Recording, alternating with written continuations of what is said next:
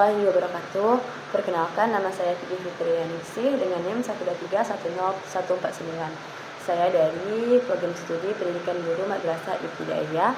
Saya sekarang kelas 3E, artinya saya semester 3 sekarang.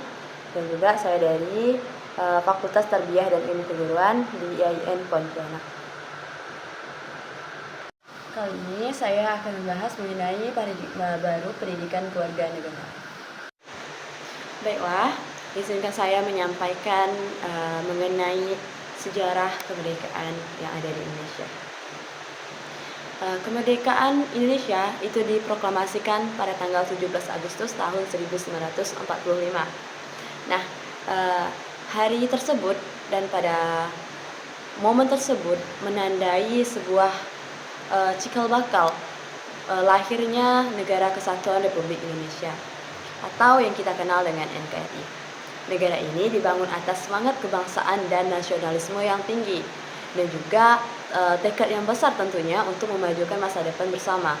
Meskipun di dalam bangsa kita sendiri terdapat berbagai perbedaan, di antaranya perbedaan agama, ras, suku, bahkan golongan. Nah, semenjak kemerdekaannya, Negara Kesatuan Republik Indonesia menghadapi berbagai tantangan, baik dalam negeri maupun di luar negeri. Ancaman-ancaman seperti munculnya PKI, DITII, PRRI, hingga agresi militer Belanda. Hal ini menguji keutuhan dan ketahanan negara kita, Negara Kesatuan Republik Indonesia. Namun meskipun begitu, teman-teman, Indonesia tetap teguh berjuang untuk mempertahankan Negara Kesatuan Republik Indonesia. Seiring berjalannya waktu, demi menguatkan semangat dan rasa kecintaan terhadap tanah air, muncullah sebuah mata pelajaran, yaitu Pendidikan Kewarganegaraan atau yang kita kenal dengan PKN. Nah, PKN ini berperan penting dalam menanamkan pemahaman terhadap generasi muda tentang pentingnya menjaga keutuhan Negara Kesatuan Republik Indonesia. Dan kurikulum di Indonesia menekankan pentingnya komitmen terhadap Pancasila dan juga Undang-Undang Dasar 1945. Hal itu bertujuan sebagai dasar negara yang harus dipahami oleh setiap individu di dalam negara tersebut dan dihayati oleh setiap warga negara agar memahami dan menumbuhkan rasa nasionalisme. Selanjutnya, kita membahas mengenai pendidikan demokratis dan pembentukan karakter bangsa. Nah, pendidikan demokratis di Indonesia mengajarkan kita memahami prinsip-prinsip demokrasi yang terkandung dalam konstitusi. Dengan paradigma baru, pendidikan kewarganegaraan. Nah, kita mengembangkan civic intelligence atau kecerdasan sipil dan juga civic responsibility atau tanggung jawab sipil dan juga civic activation, yaitu partisipasi sipil.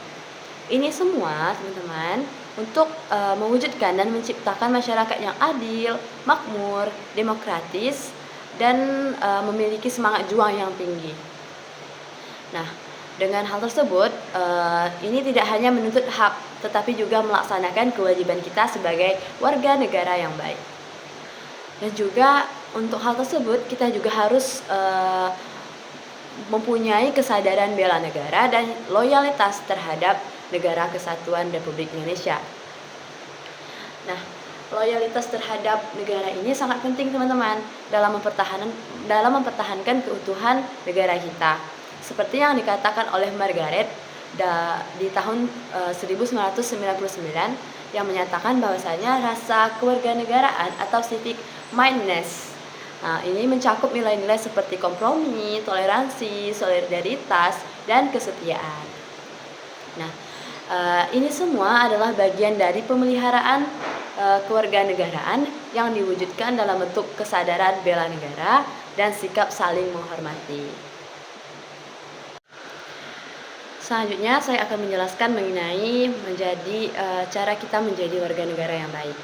Nah, pendidikan kewarganegaraan tidak hanya mengajarkan teori nih, teman-teman, tetapi juga membentuk karakter warga yang baik seperti mampu melaksanakan hak dan kewajibannya, serta cerdas, terampil, demokratis, dan beriman, dan juga memiliki komitmen terhadap Pancasila dan Undang-Undang Dasar 1945.